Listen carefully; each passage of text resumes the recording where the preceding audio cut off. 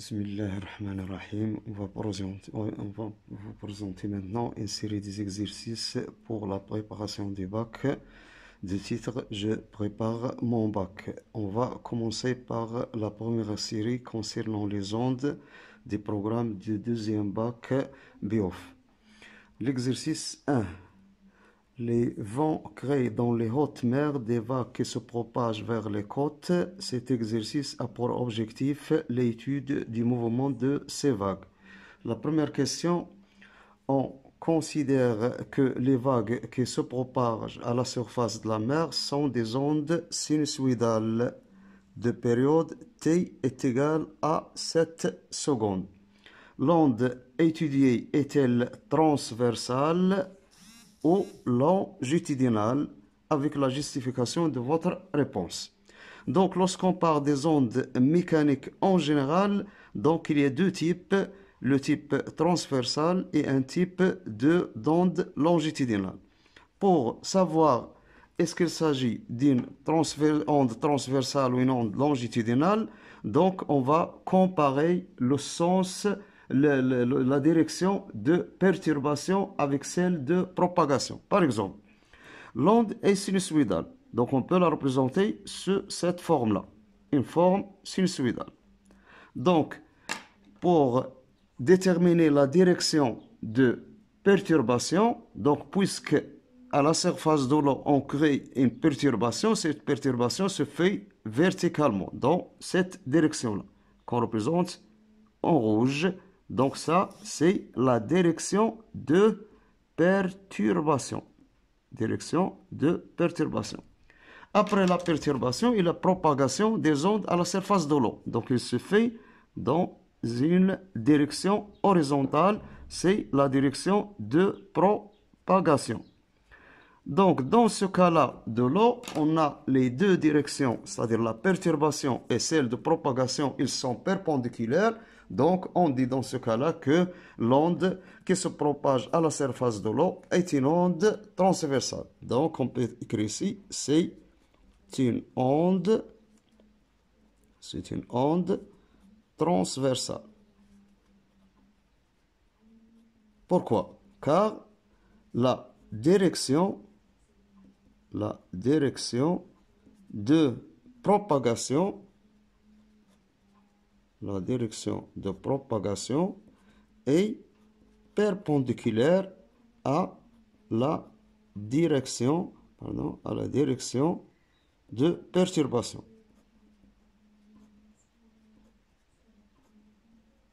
L'exemple, c'est l'eau et la corde. Le deuxième type, bien sûr, lorsqu'il s'agit d'une onde longitudinale, lorsqu'on a la direction de propagation et la direction de perturbation sont parallèles ou sont les mêmes. Par exemple, le cas des ressorts et le cas du son. Maintenant, passons à la deuxième question. Calculer la célérité de cette onde, sachant que la distance entre deux crêtes successives est d égale à 70 mètres. Donc, la célérité, ce qu'on appelle la vitesse, donc on demande de calculer la vitesse. Donc, revenons maintenant à la forme toujours sinusoïdale. Par exemple, cette forme-là, toujours sinusoïdale. On a deux points ici, par exemple, le point 1 et le point 2. Ces deux points représentent les crêtes de l'onde. Puisqu'on a la distance qui sépare les deux crêtes successives et d, et on sait que cette distance représente les deux points qui ont le même mouvement. Et on sait que lorsqu'on a deux points successifs ont le même mouvement, ils sont séparés d'une distance appelée longueur d'onde. Dans ce cas-là, on peut écrire que d est égal à lambda. Donc la distance qui sépare deux crêtes successives, c'est la longueur d'onde. Donc d est égal à lambda. Et on sait que on a la vitesse est égale à lambda fois n est égal à lambda sur t. Application numérique. Donc, on trouve que la vitesse est égale à lambda, c'est 70 mètres, sur t qui est égal à 7, donc est égal à 10, ce qui veut dire que la vitesse est égale à 10 mètres secondes moins 1. Donc, c'est ça, la valeur de la vitesse. Pour la troisième question, Donc, on a 3. La figure 1 représente la coupe longitudinale de l'aspect de la surface de la mer.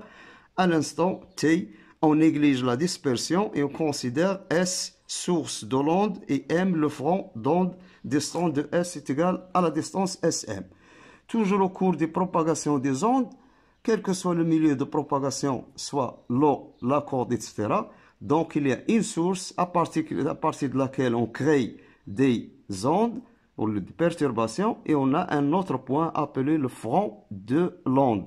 Donc, ici, on a le S, ça représente la source, et M, ça représente le point M. Donc, la question 1.3.1, donc écrire en se basant sur la figure 1 qu'on a ici. L'expression de taux. Taux est appelé le retard temporel du point M par rapport à la source S en fonction de la longueur d'onde et enfin calculer la valeur de taux.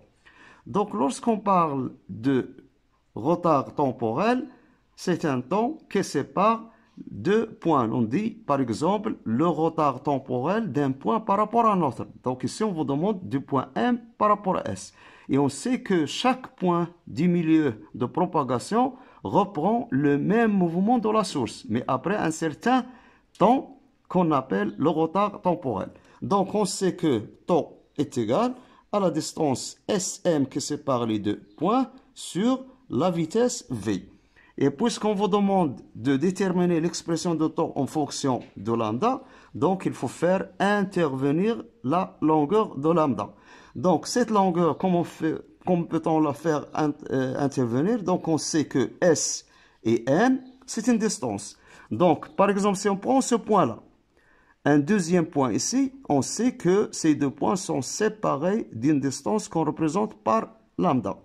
Ce point avec le point M, même distance lambda. Donc, d'après la figure, on a SM est égal à 2 fois lambda. On a la distance SM est égale à 2 fois lambda, ce qui implique que la vitesse est égale à 2 fois lambda sur V. Donc, c'est ça l'expression de la vitesse en fonction de lambda. Le taux, pardon, ici, taux est égal à 2 lambda sur V. L'application numérique, on remplace taux est égal à 2 fois lambda. Lambda est égal à 70 sur la vitesse qui est égale à 10. Donc la valeur, ça donne 14. Donc taux est égal à 14 secondes. Donc c'est ça la valeur de retard temporel du point M par rapport à S. Parce que lorsqu'on parle toujours du retard temporel, c'est entre deux points. 3.2. Donner en justifiant le sens du mouvement de M au moment où l'onde l'atteint. Donc, puisque le mouvement se fait à partir de l'onde, à partir de la source S, elle arrive à un point M. Et on sait toujours que chaque point du milieu reprend le même mouvement de S. Le même mouvement de S, c'est-à-dire soit vers le haut ou vers le bas. Mais pour savoir est-ce que le mouvement de M se fait vers le haut ou vers le bas, c'est-à-dire le sens, donc on va voir le front de l'onde. Si le front de l'onde est vers le bas, donc le mouvement de M se fait vers le bas. Si le front est vers le haut, donc le mouvement de M se fait vers le haut. Donc puisque le front de l'onde est vers le bas. Donc, le mouvement du point M est vers le bas. Donc, ça pour la question 3.2. Enfin, la question 4. Qu'est-ce qu'on demande dans la question 4? Les ondes, maintenant, arrivent sur une ouverture de largeur A est égale à 60 mètres, se trouvant entre deux quais d'un port. Donc, on a le premier quai, le deuxième quai, un obstacle où il y a une ouverture de largeur A. Recopier la figure 2 et représenter après leur passage à travers l'ouverture et donner le nom du phénomène observé. Donc, on sait que lorsque les ondes mécaniques heurtent un obstacle d'ouverture A, donc il y a une condition pour qu'il simule le phénomène de diffraction. Donc, comme on sait qu'il y a production du phénomène de diffraction, on compare la valeur de A à la valeur de lambda. Donc, on a A est égal à 60 mètres et lambda est égal à 70 mètres. On compare les deux, puisqu'on a A est inférieur à lambda, c'est une condition pour qu'il se passe le phénomène de diffraction. Donc ici, puisqu'on a A est inférieur à lambda, donc le phénomène qui se passe, c'est le phénomène de diffraction.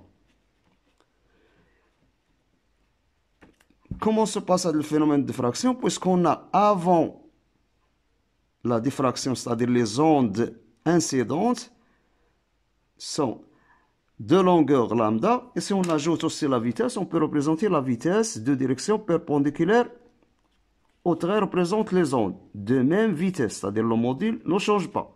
La direction ne change pas, donc à chaque fois, on a la même direction et la même vitesse.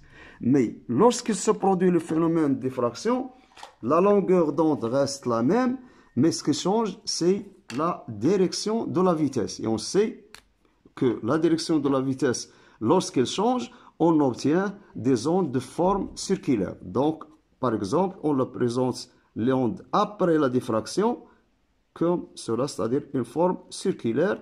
La deuxième, il faut garder la même distance lambda. Donc, on aura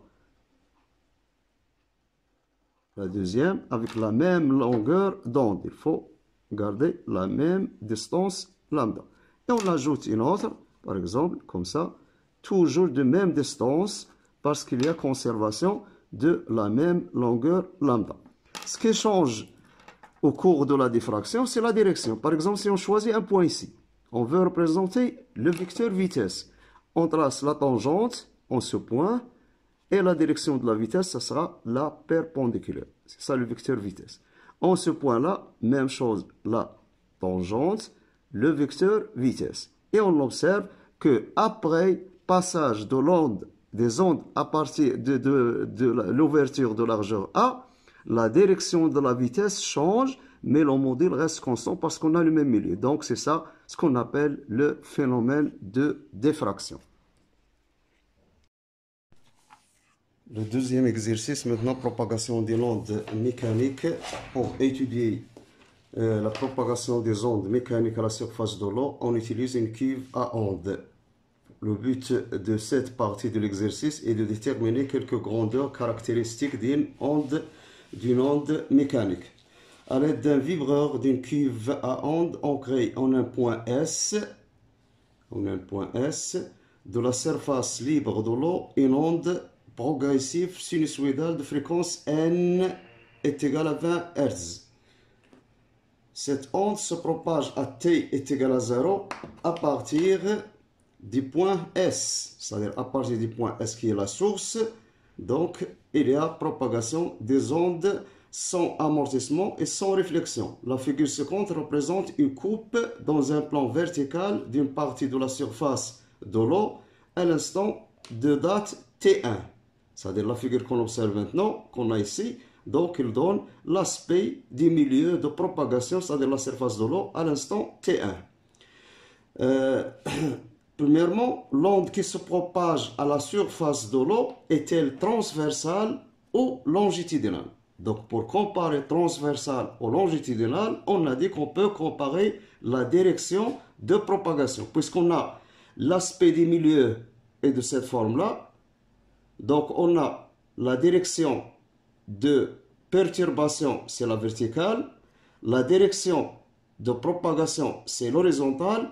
Et puisque les deux sont perpendiculaires, on dit que l'onde est transversale. Donc, l'onde est transversale. L'onde est transversale parce que la direction de propagation de l'onde,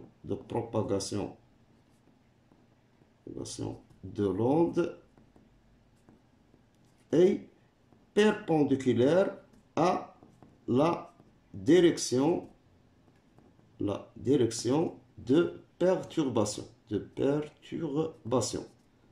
Donc, dans le cas contraire, parce que lorsqu'ils sont les deux parallèles, on dit qu'il est longitudinal. Dans le cas de notre exercice, c'est une onde transversale. Deuxième question, on vous demande de déterminer la longueur d'onde lambda. Donc, lorsqu'on a l'aspect de milieu, c'est-à-dire l'aspect de milieu qui représente bien sûr la forme de l'onde, on a ici une distance donnée dans l'exercice, ça représente 1,5 cm. La distance qui sépare la première crête et la deuxième crête. Et on sait que la distance séparant deux crêtes successives, ça représente la longueur d'onde. Donc cette distance-là, ça représente lambda, la longueur d'onde. Donc d'après le graphe, on a lambda est égal à 1,5 cm.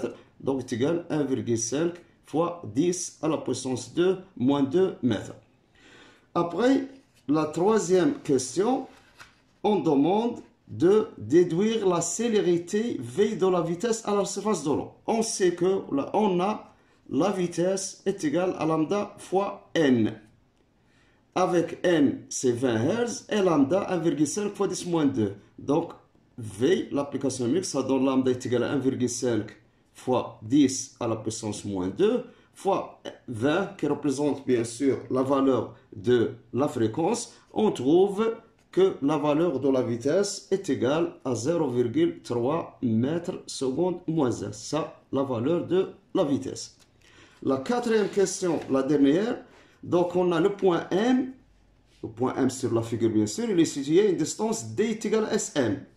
Du point S est le front de l'onde à l'instant de date T1.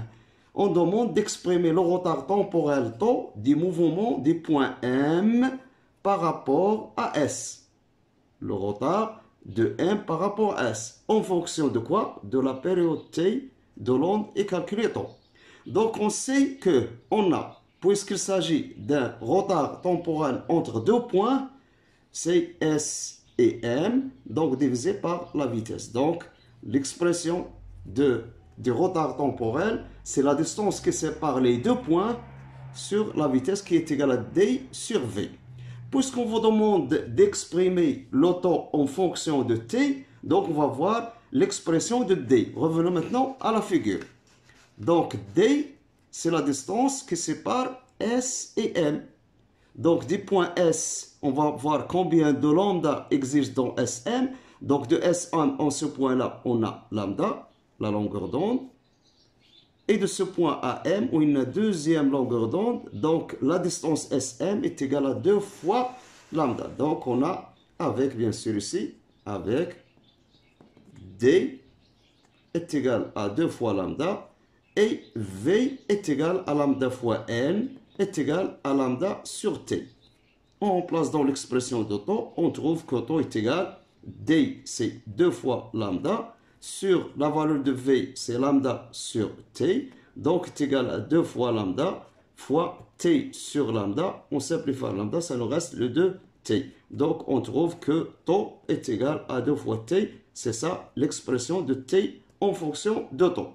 La valeur, l'application numérique va donner, l'application numérique bien sûr va nous donner tau est égal à 2 fois T, c'est-à-dire 1 sur N, c'est-à-dire 2 fois 1 sur 20. Donc, 1 sur 20, 2 sur 20, c'est-à-dire 1 sur 10. Enfin, on trouve tau est égal à 0,1 seconde. Ça, la réponse de la quatrième question de l'exercice 3. Pour l'exercice 4, propagation d'une onde mécanique à la surface de l'eau. On crée à l'instant t égale à 0, on a un point S de la surface de l'eau, une onde mécanique progressive sinusoïdale de fréquence n est égale à 50 Hz. La figure ci-dessous représente une coupe verticale de la surface de l'eau à un instant t. La règle graduée sur le schéma indique bien sûr l'échelle utilisée. Donc on a ici notre figure. Donc la figure qui représente la coupe transverticale de la surface de l'eau. Donc, la première question, la longueur d'onde est. Donc ici on a la surface de l'eau. On a un point S, c'est la source, puisque la propagation de l'onde à la surface de l'eau dans toutes les directions dans le plan. Et si on a l'échelle de traits, ça représente 1 cm. Donc cette distance-là, ça représente 1 cm. La longueur d'onde, si on commence par S. Donc S, c'est ce point-là. Donc soit on choisit le deuxième point ici qui représente la longueur d'onde. Donc si on a lambda, si on projette pour bien représenter la longueur d'onde lambda. Soit la distance qui sépare deux crêtes successives. C'est la même chose, lambda. Donc, soit ce point, soit cela. Donc, pour S, si on commence par ici, on a 1 cm, 2, 3, 4 cm. Si on choisit les crêtes, on a 1, 2, 3 et 4. Donc, dans tous les cas, on trouve lambda est égal à 4 cm. C'est la réponse 2. La deuxième question, la vitesse de propagation de l'onde. La vitesse de propagation, puisqu'on a V est égal à lambda fois N. Application numérique, ça donne, bien sûr, V est égal à lambda, c'est 4 cm, c'est 4 10 moins 2, fois la valeur de N, c'est 50. Et on trouve que la vitesse V est égale à 2 mètres secondes moins 1. Donc, c'est la réponse 1. La troisième question maintenant, 3. Donc, on demande l'instant T où la coupe de la surface de l'eau est représentée à pour valeur. Donc, pour trouver le temps T où est représentée la figure, donc il faut déterminer, calculer le temps nécessaire pour que le front de l'onde passe de S à un point qu'on note M. C'est-à-dire la distance parcourue par le front de l'onde ou par l'onde, c'est SM. Donc, on a SM est égal à 1, 2, 3, 4, 5, 6. C'est égal à 6 cm. Et on a la vitesse est égale à 2 mètres secondes moins 1. Donc, pour trouver le temps, on a T est égal à SM sur V. Donc, est égal à SM, c'est 6 cm, c'est-à-dire 6, 10 moins 2, sur V qui est égal à 2 mètres par seconde. Ça donne 3 fois 10 à la puissance moins 2 secondes. Donc, c'est la réponse est égale à 0,03 secondes. C'est la réponse 2. Donc, c'est ça la valeur du temps auquel il est enregistré ce schéma-là, ou cet aspect du milieu. Donc, ou la distance, ou le temps nécessaire pour que la onde parcourt cette distance du point S au point M. C'est la même chose. La quatrième question maintenant. On considère un point M de la surface de l'eau éloigné de la source S d'une distance SM est égale à 6 cm. Le point M reprend le même mouvement que celui de S avec un retard temporel τ. La relation entre l'élongation du point M et celle de la source S s'écrit. Donc, lorsqu'on parle de l'élongation d'un point quelconque du milieu de propagation, ça représente la distance variable, la distance parcourue verticalement, comme ça.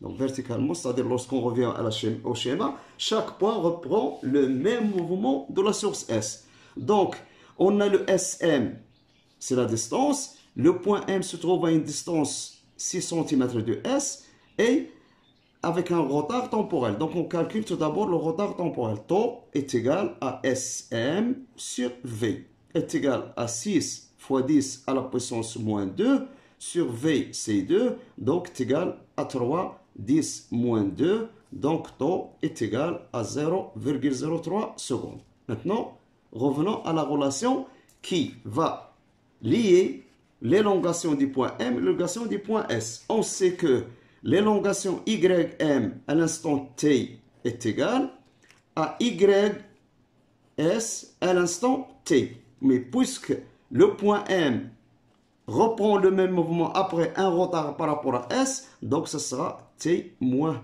τ. Avec τ est égal à 0,03, on trouve que YM de T est égal à YS de T moins 0,03. Donc c'est ça la réponse de la quatrième question. Et ça représente bien sûr la réponse. Donc 1, 2, 3, c'est celle-ci. Donc T, YM est égal à YS, T moins 0,03. Donc faites attention aux questions. On vous demande d'utiliser l'élongation puisqu'on a l'élongation, c'est la même au même point, ou n'importe quel point à la surface ou dans le milieu, mais il varie au niveau des retards. Lorsqu'on a le point M, à l'instant t, c'est t moins temps. Et lorsqu'il s'agit d'ys de t, c'est ym t plus temps. Faites attention, ym t, c'est ys moins temps, ou l'inverse, ys de t est égal à ym de t plus temps. C'est la réponse 4 de l'exercice 4.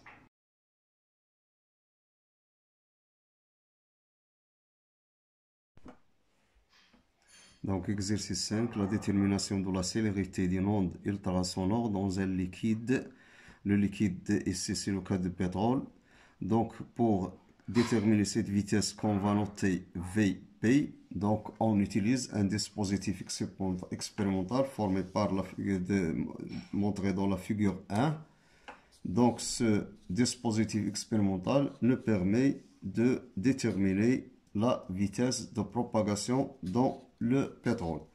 Donc, de quoi il est formé ce dispositif dans la figure 1? Donc, il est formé par un GBF, un générateur de basse fréquence qui émet des ondes de fréquence N, à deux émetteurs qui se trouvent sur la même ligne, un émetteur E1 et un émetteur E2. En face des émetteurs, il y a des récepteurs R1, R2 sur la même ligne et se trouvent de la même distance des émetteurs L. Donc, le premier milieu, c'est le pétrole où se trouve le E2 et le R2.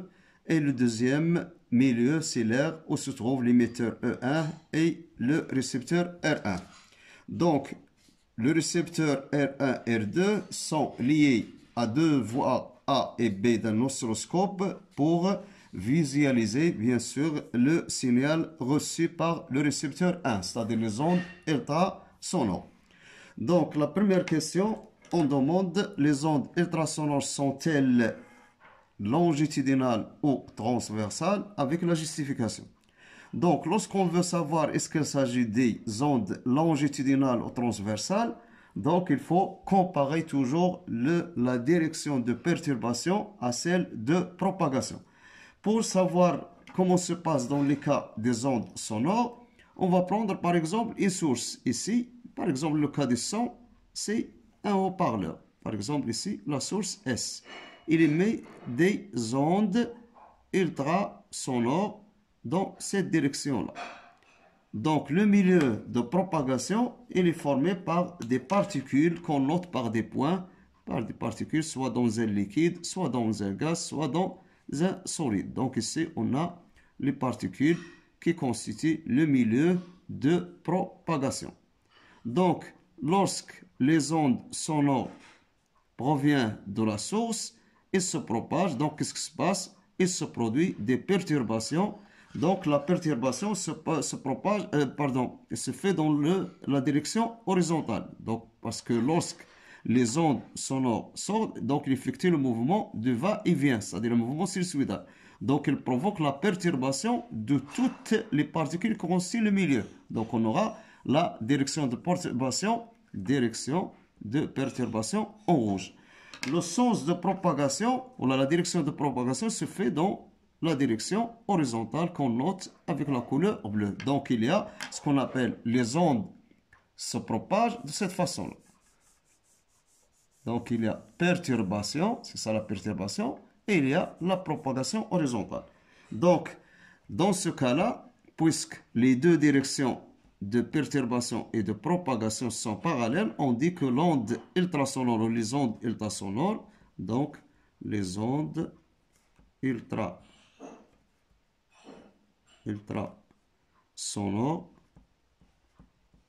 sont des ondes longitudinales.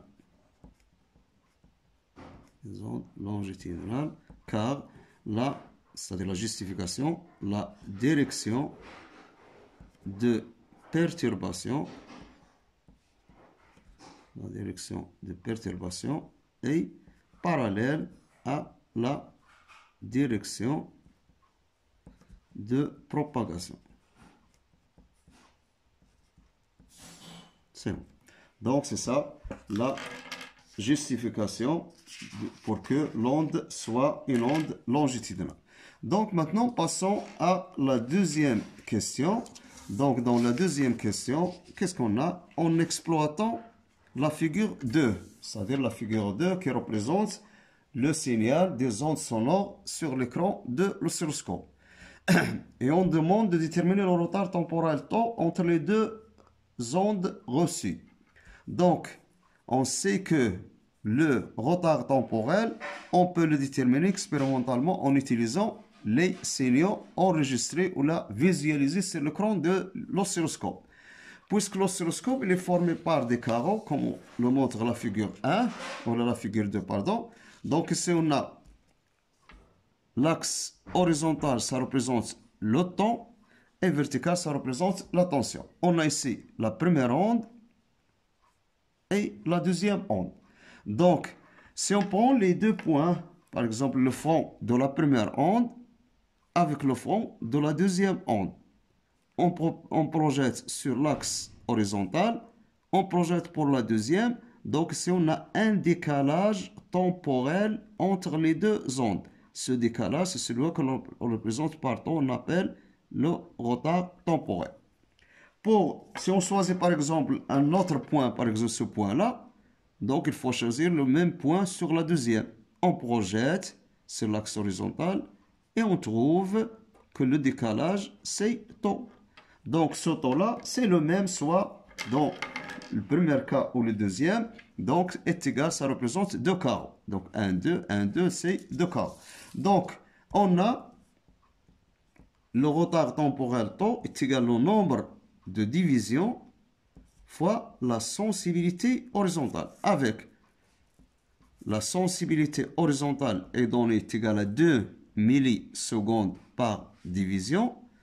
Et le nombre de divisions sur l'écran est égal à 2 divisions. C'est-à-dire on a 2 divisions. Donc tau est égal à 2 divisions fois la sensibilité, c'est 2 millisecondes par division. On simplifie par division, ça reste 4 millisecondes. Donc enfin tau est égal à 4 millisecondes est égal à 4 fois 10 à la puissance 3 secondes. Et c'est ça la valeur du temps. C'est bon. Donc maintenant, passons pour la troisième question.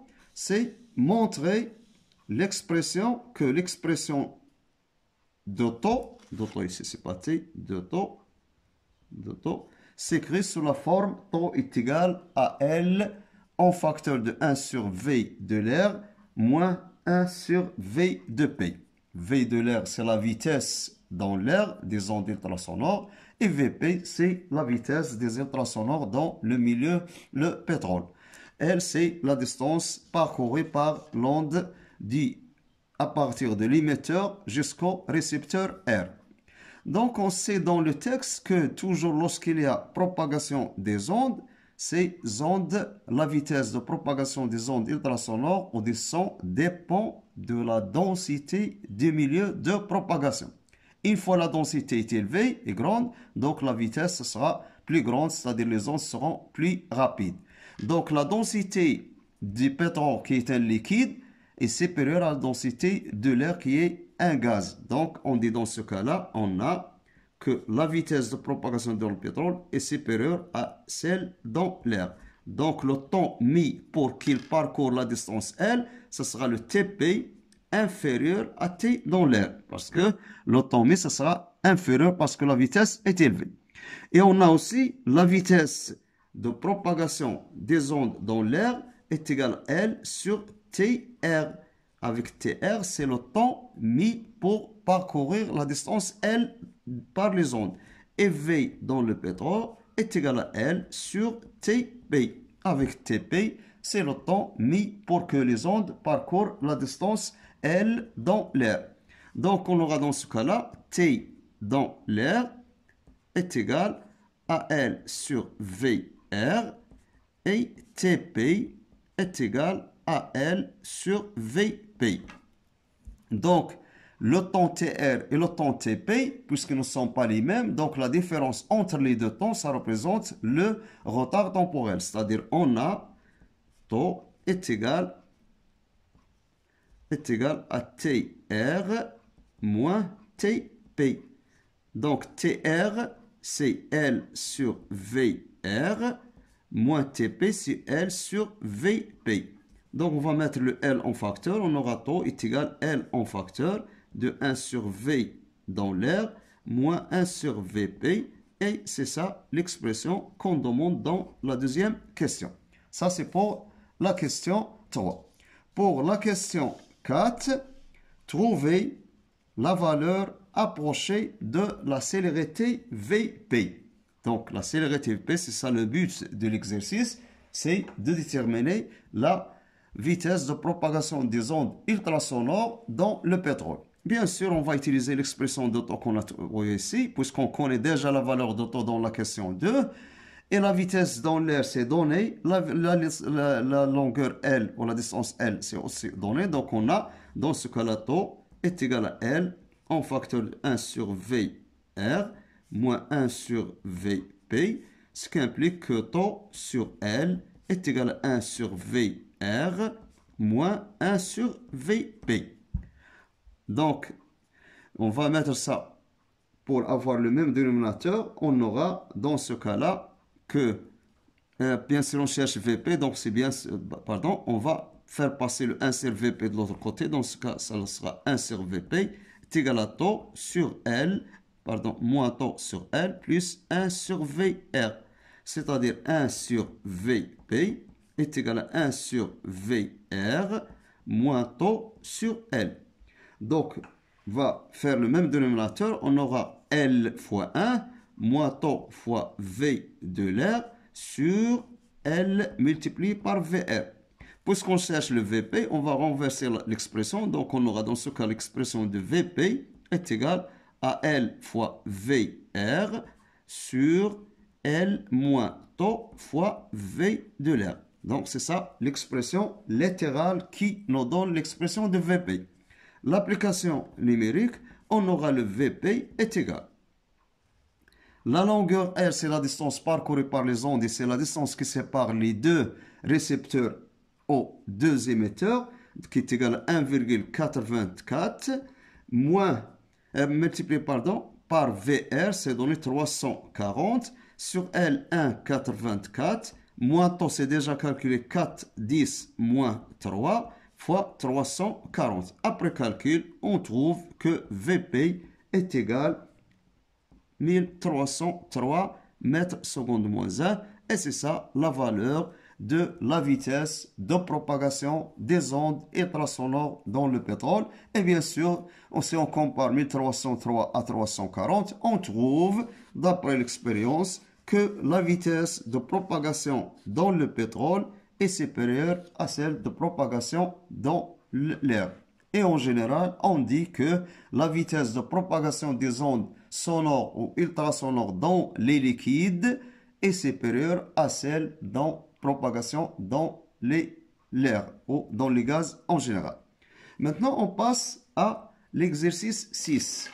Donc, l'exercice 6, les fibres optiques sont utilisées dans plusieurs domaines dans la transmission des informations et les signaux numériques à haut débit. Les fibres optiques sont légères comparativement à d'autres conducteurs électriques comme les métaux, bien sûr, c'est le cuivre. Élastiques et conservent la qualité du signal pour de longues distances. Donc, si l'on compare aussi aux d'autres conducteurs, donc ils sont légers et ils conservent la qualité du signal. Donc, c'est mieux d'utiliser le fibre optique de lieu d'utiliser deux autres conducteurs. C'est bon. Le cœur de la fibre optique est constitué d'un milieu transparent comme le verre, mais plus pur. Donc, si on a la figure 1, ça représente une source laser qui envoie un signal ou une onde lumineuse. Donc, si on a une onde lumineuse, cette onde lumineuse est reçue par un capteur R1. Le rôle de ce capteur, c'est de transformer l'onde lumineuse en une onde électrique pour qu'il sera reçu par un oscilloscope. Après, l'onde se propage dans la fibre optique, dans la longueur parcourue ou la distance qui sépare les deux capteurs, c'est L, donnée est égale à 200 mètres. L'onde envoyée par le laser, c'est une onde de longueur d'onde L0 est égale à 600 nanomètres, il est donné dans l'exercice. Le deuxième capteur va recevoir la même onde lumineuse et la transforme en une onde électrique qui sera reçue par l'oscilloscope. Maintenant, cet exercice, le but de cet exercice, c'est de déterminer, c'est-à-dire la détermination de la célérité d'une onde lumineuse dans la fibre optique. C'est-à-dire l'exercice, le but, c'est de savoir, de calculer, de trouver à quoi est égale la célérité d'une onde lumineuse dans une fibre optique. Donc, pour déterminer, on a la longueur L est égale, on a les données, la sensibilité horizontale, la célérité de la lumière dans le vide et la longueur d'onde donnée ou émise par le laser est égale à 600 nanomètres, c'est-à-dire la longueur du vide et la longueur de l'onde lumineuse dans le vide. Ici, on a l'écran de l'oscilloscope qui montre la visualisation de la première onde et la visualisation de la deuxième onde. Donc, on observe deux ondes décalées, bien sûr décalées d'un temps temporel parce qu'ici, on a l'axe des temps toujours horizontal dans l'oscilloscope. On demande dans la première question de déterminer, bien sûr, le retard temporel τ entre R1 et R2. Donc, on sait toujours que τ, si on utilise l'oscilloscope, est égal au nombre de divisions fois la sensibilité horizontale. Avec la sensibilité horizontale est donnée est égale 0,2 microsecondes par division et le nombre de divisions, donc le nombre de divisions, on le détermine à partir de l'oscilloscope. Donc ici on a les deux signaux. Comme d'habitude, on choisit deux points. Par exemple, un point, le sommet de l'onde. Le deuxième, il faut avoir le même point. On projette sur l'axe horizontal. On projette sur l'axe horizontal et on trouve qu'il y a un retard temporel qu'on note par τ. Donc, c'est ça, le retard temporel, ou ce qu'on appelle le décalage temporel entre les deux ondes. Donc, le nombre de divisions, on compte le nombre de divisions. 1, 2, 3, 4, 5. Donc, c'est égal à 5 divisions le nombre. Donc, d'où τ est égal à 5 divisions multiplié par la sensibilité, c'est 0,2 microsecondes par division.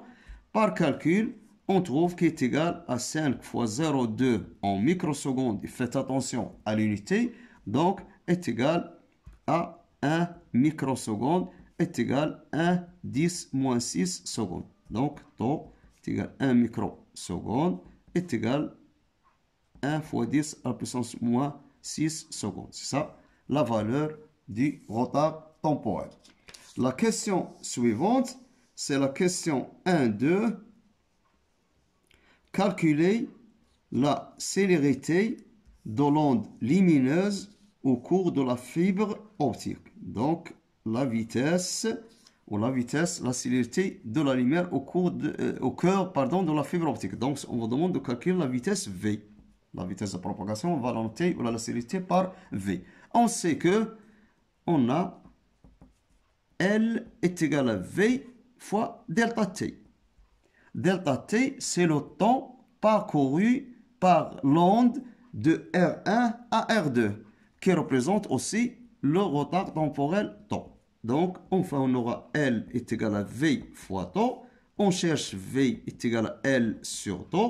L'application numérique, donc V est égal à L, c'est 200 mètres. Faites toujours attention aux unités. Le temps, c'est 1 microseconde, mais en unité internationale, c'est 10 à la puissance moins 6. Par calcul, on trouve que la célérité de la lumière dans la fibre optique, c'est 2 fois 10 à la puissance 8 mètres seconde moins 1. Donc, c'est ça la valeur calculée de la célérité de la lumière dans la fibre optique. 1,3, on déduire l'indice de réfraction du milieu qui constitue le cœur de la fibre optique. Donc, on sait que l'indice de réfraction, on le note par N. Donc, c'est une grandeur qui caractérise le milieu transparent, le milieu de propagation des ondes lumineuses, et qui représente le rapport, bien sûr on connaît ça, entre les deux vitesses, c'est la vitesse de la lumière dans le vide sur la vitesse de la lumière ou la célérité de la lumière dans le milieu. C'est égal aussi la longueur de l'onde lumineuse au vide dans le vide lambda 0 sur lambda dans le milieu considéré. Donc, d'après cette relation, on a C donné est égal à 3 fois 10 à la puissance 8. La vitesse est calculée 2 fois 10 à la puissance 8. Donc, on remplace, on trouve que N est égal à CV. Application numérique, ça donne le N est égal à 3 fois 10 à la puissance 8 sur 2 fois 10 à la puissance 8 qui est égal à 1,5. Donc, l'indice de réfraction de cette onde lumineuse dans le verre, c'est N est égal à 1,5, bien sûr, sans unité. La quatrième question, calculer la longueur d'onde au cœur de la fibre optique. Donc, la longueur d'onde donnée, lambda 0 est égal à 600 nanomètres, c'est de la lumière dans le vide. Maintenant, il faut calculer la longueur d'onde de la même lumière dans la fibre optique, c'est-à-dire dans un milieu. Donc, on a déjà le N est égal à lambda 0 sur lambda, ce qui implique que lambda est égal à lambda 0 sur N. Application numérique, donc lambda est égal à lambda 0, 600 nanomètres, 600. Puisqu'on a lambda 0 et on cherche lambda, on laisse en nanomètres, on convertit en mètres. C'est la même chose. Donc, divisé par 1,5. Donc, si on divise 600 par 1,5, ça donne 400. Et puisque le 600, c'est en nanomètres, donc c'est lambda est égal à 400 nanomètres. C'est ça la valeur de la longueur d'onde dans le milieu transparent qui est la fibre optique. La question suivante, c'est la question 2. Dans cette question 2, la fibre optique est un milieu transparent dont l'indice de réfraction varie avec la longueur d'onde selon la relation suivante. C'est-à-dire on donne une relation ici qui nous donne la variation de n en fonction de lambda. Les autres grandeurs, ce sont des constantes dans le système des unités internationales. C'est-à-dire international, qu'est-ce que ça veut dire? Que lambda, il faut qu'il soit exprimé en mètres. Ce n'est pas en nano ou micro, c'est en mètres. Faites attention à cette remarque. Qu'est-ce qu'on va faire maintenant? On remplace la source laser avec une autre source de longueur d'onde dans le vide lambda prime. Donc, au lieu d'utiliser la longueur d'onde de 600 nanomètres, on a utilisé une deuxième source dont la longueur d'onde dans le vide est 400 nanomètres, sans rien changer dans le montage expérimental précédent. Déterminer le nouveau retard temporel τ' enregistré sur l'écran. Donc, il faut trouver à quoi est égal τ'. Donc, le τ', l'expression, puisqu'on a déjà calculé la vitesse de propagation, maintenant, on va trouver le retard temporel. On a deux points, τ' est égal à L sur la vitesse de propagation V'. Faites attention.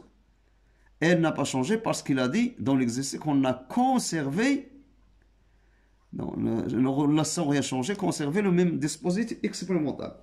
Donc, pour le τ', pour calculer τ', il faut le V'.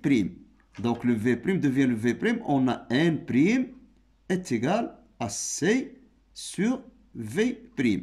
Donc, V' est égal à C sur N'. Donc, on aura dans ce cas-là l'expression de τ' est égale N', pardon, ici, N, donc, est égal à C sur N', V'. Donc, τ' à quoi est égal à L divisé par V'. V' est égal à C sur N' est égal à L fois N' sur C. Donc, maintenant, on a L et C, ce sont des constantes déjà connues. Le N' devient, comment on peut déterminer N'? Revenons à l'expression donnée. Donc, il faut déterminer N' avec N' est égal à 1,484 plus 5,6 fois 10 à la puissance moins 15 sur lambda prime au carré, c'est-à-dire la nouvelle longueur d'onde du laser. Donc, on aura dans ce cas-là que O top prime est égal à L multiplié par l'expression de N prime, c'est 1,484 plus 5,6 fois 10 à la puissance moins 15 sur lambda prime au carré. Donc, c'est l'expression N prime. Le tout divisé par C. Donc, c'est ça l'expression de taux qui nous donne l'expression entre LC et lambda prime. Donc, maintenant, passons à l'application numérique. L'application numérique, c'est qu'on a taux prime, toujours ici, c'est taux prime, est égal à L. Donc, le L, c'est 200 mètres. C'est déjà donné, bien sûr, déjà calculé. Donc, 200, entre parenthèses, 1,48 plus 5,6 fois 10 à la puissance moins 15 sur lambda prime au carré. Lambda prime au carré, c'est donné, c'est 400 nanomètres. Il faut faire attention au système international, il faut la convertir en mètres. 400 fois 10 à la puissance moins 9, le tout au carré. On ferme la parenthèse et on divise par 7, 3 fois 10 à la puissance 8. Après calcul, on trouve que taux prime est égal à peu près 1,01 fois 10 à la puissance moins 6 secondes est égal à peu près 1 microseconde. C'est ça l'expression de taux prime, la valeur, pardon, de taux prime. Donc, calculer taux prime, il faut faire attention toujours aux questions unités pour ne pas avoir des erreurs. Maintenant, passons à l'exercice suivant, c'est l'exercice 7. Donc, dans l'exercice 7, on a les rayons laser. Les rayons laser sont utilisés dans plusieurs domaines grâce à leurs propriétés optiques et énergétiques. Optique et énergétique. Parmi ces utilisations, la détermination des dimensions très petites de quelques corps. Lorsqu'on dit très petit, c'est-à-dire qu'on ne peut pas mesurer directement par les moyens connus par la règle ou d'autres moyens de mesure directe. On utilise le laser. Pour mesurer le diamètre d'un fil fin, on réalise les deux expériences suivantes. Première expérience. La première expérience, on éclaire une plaque P, voilà la plaque P, contenant une fente à rectiligne de largeur A1 avec une lumière monochromatique de longueur d'onde lambda. Longueur d'onde, la lumière monochromatique. Provenant d'une source laser, et on met un écran E à la distance D, c'est-à-dire la distance D, 1,6 mètres. La fente F2 de la fente figure 2. Et on observe sur l'écran un ensemble de taches lumineuses de sorte que la largeur de la tache centrale L1 est égale à 4,8 cm. Voilà L1 qui est égal à 4,8 cm. C'est-à-dire le phénomène observé sur l'écran lorsqu'on émet une lumière qui passe par une fente de largeur A. Donc on a la longueur est égale à 1,4 cm. Donc la première question, recopier la figure 2 et compléter la marche des rayons lumineux provenant de la fente et donner le nom du phénomène mis en évidence par la figure 2 sur l'écran E. Donc, le schéma, la figure, c'est celle-ci. On a les rayons lumineux. Donc, le rayon lumineux qui passe par le centre de la fente passe directement sans subir aucune déviation. Par contre, les rayons lumineux qui frappent sur la partie supérieure de la fente vont subir une déviation dans cette direction-là.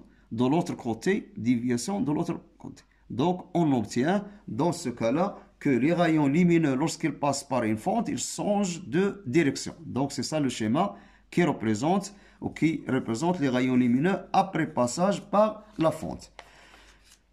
Donner le nom de phénomène. On sait que lorsque les ondes heurtent une fente de largeur A, ils changent de direction et on appelle ce phénomène le phénomène de diffraction. Donc c'est le phénomène Le phénomène de diffraction. Deuxièmement, c'était la condition, là, une seule condition que doit satisfaire la largeur A de la fente pour que ce phénomène ait lieu. Donc, on sait que lorsque la largeur A de la fente a une grandeur, a une valeur A, il faut faire attention, c'est pas toujours avoir le phénomène de diffraction net, c'est clair, mais il faut avoir une condition. Quelle est la condition? Il faut que la condition pour avoir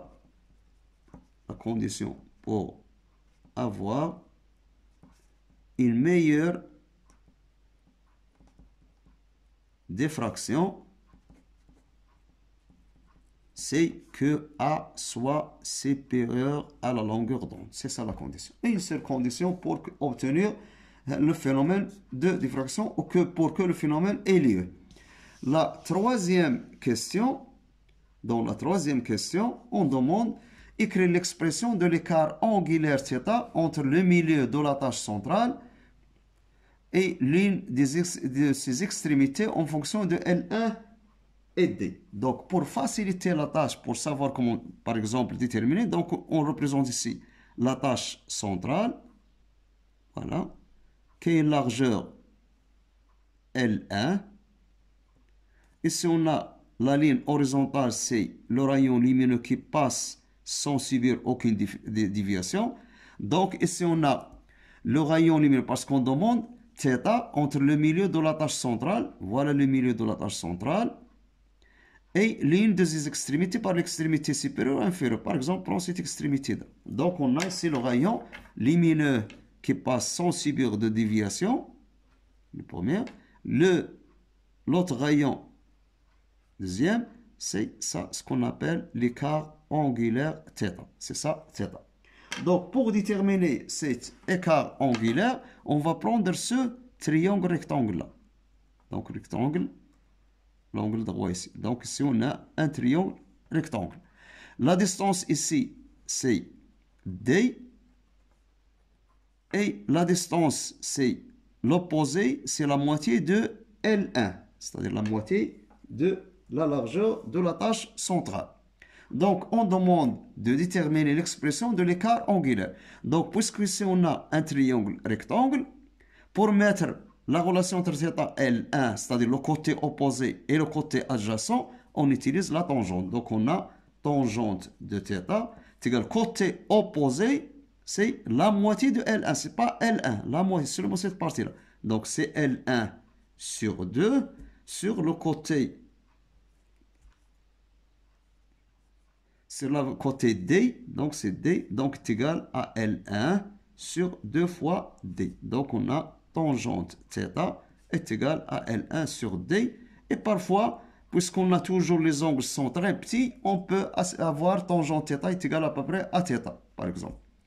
La figure 3 représente les variations de θ en fonction de 1 sur A, c'est-à-dire la quatrième question. La quatrième question, qu'est-ce qu'on a? La figure 3. Cette figure, ça représente quoi? La variation de θ en rad en fonction de 1 sur A en mètre moins 1. Donc, si on a l'axe, représente l'inverse de la 1 sur A, c'est-à-dire la largeur de la fente, etc. Comment varie la longueur de la tâche centrale avec la variance de A? On demande comment varie L1 avec la variation de A. C'est ça la question. A ou l'influence de A sur L1. Donc, faites attention. Donc, lorsque de cette relation-là, on a tangente θ est égale à L1 sur D, de D.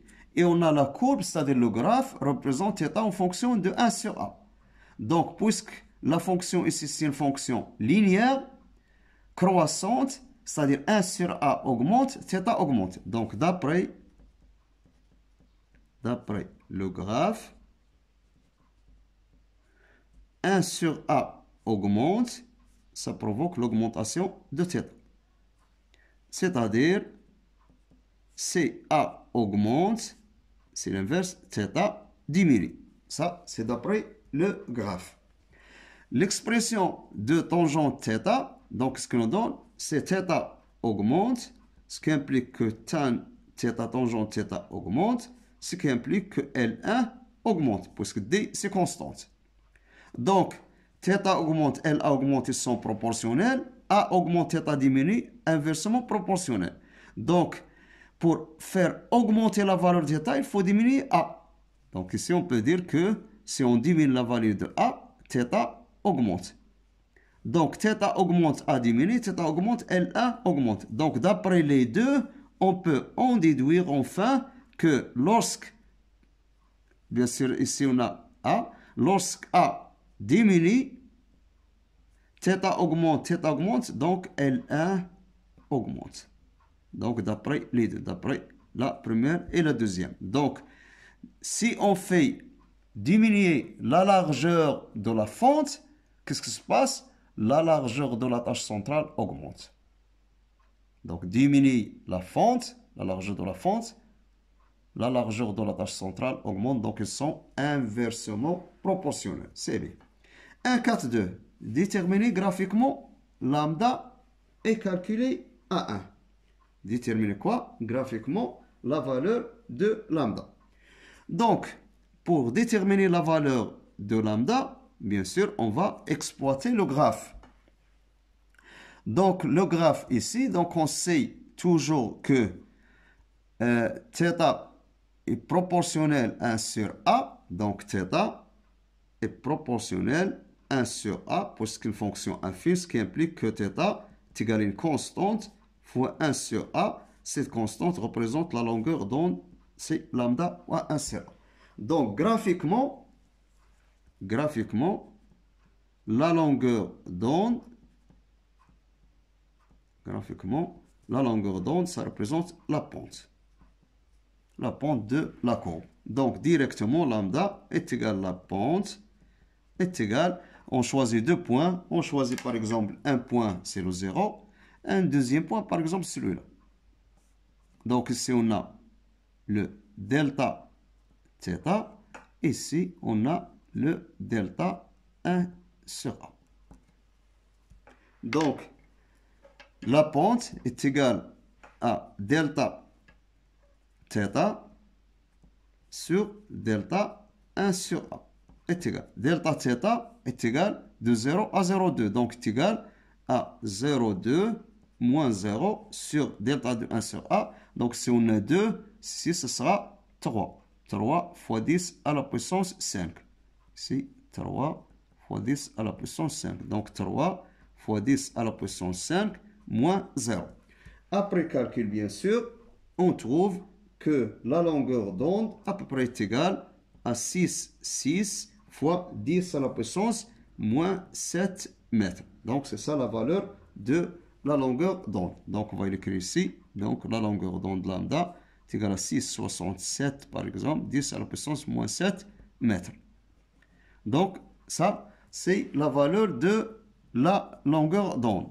Et puis, calculer A1. C'est-à-dire A1, c'est la largeur de la tâche de la fente A1. Donc, revenons maintenant aux expressions qu'on a. On a θ1 est égal à lambda sur A1 et tangente θ est égal à peu près à θ est égal à L1 sur 2 fois D. Donc, on a deux expressions de θ. θ1 est égal à L1 sur D et θ1 est égal à lambda sur A, ce qui implique que lambda sur A1 est égal à L1 sur 2 fois D. Donc, ce qui implique que 2D lambda est égal à 1 fois L1, d'où A1 est égal à 2 fois lambda fois D sur lambda 1. L'expression littérale, application numérique, on trouve que A1 est égal à 2 fois lambda 6, 67, 10, moins 7, fois la longueur de la distance.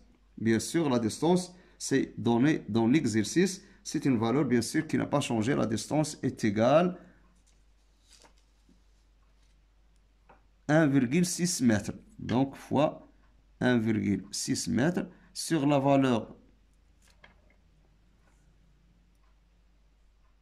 de L1 ici, pardon. Sur la valeur de L1, L1 est égal à 4,8 cm, c'est 10 moins 2 mètres. Après calcul, on trouve la valeur de A1 est égale, c'est 4, après 4,4 fois 10 à la puissance moins 5 mètres. Et c'est ça la valeur de A1. C'est pour la question 1,4,2. On demande lambda et A1. Maintenant, passons à la deuxième expérience. Dans la deuxième expérience, on enlève une plaque P, c'est-à-dire dans la figure 2, et on met à sa place exact un fil très fin de diamètre fixé sur un support et on obtient sur l'écran une figure identique à celle de la figure 2, mais avec une largeur de L2 est égale à 2,5. Déterminer la valeur du diamètre, fin de diamètre D. Donc, on garde le même dispositif expérimental, c'est-à-dire on ne change pas la valeur de la distance, la même lumière, on ne change pas lambda, seulement on change le fil, on remplace la fente ou la plaque de fente A de largeur A avec un fil de diamètre D. Dans ce cas-là, on a D, ça représente le A1, ou le A en général, dans le cas général. C'est-à-dire que lambda sur D est égal à L2 sur 2 fois D, après l'expression qu'on a trouvée précédemment. Donc, dans ce cas-là, on a lambda fois 2D est égal à D fois L2. Donc, D est égal à lambda fois 2D sur L2. L'application numérique, on remplace maintenant les grandeurs. Donc, on aura D est égal à lambda. Lambda n'a pas changé, 6, 67 ou 66 fois 10 moins 7, fois 2, fois D, c'est 1,6, divisé par la largeur L2, c'est 2,5 cm, 10 moins 2. Et on trouve enfin que D, c'est-à-dire la largeur du fil, le diamètre du fil, pardon, est égal à peu près 8,5 fois 10 à la puissance moins 5 mètres. Et enfin, on a trouvé l'une des utilisations du laser, c'est on l'utilise dans le phénomène de diffraction pour trouver ou pour déterminer le diamètre d'un fil très fin qui est égal à 8,5 fois 10 à la puissance moins 5.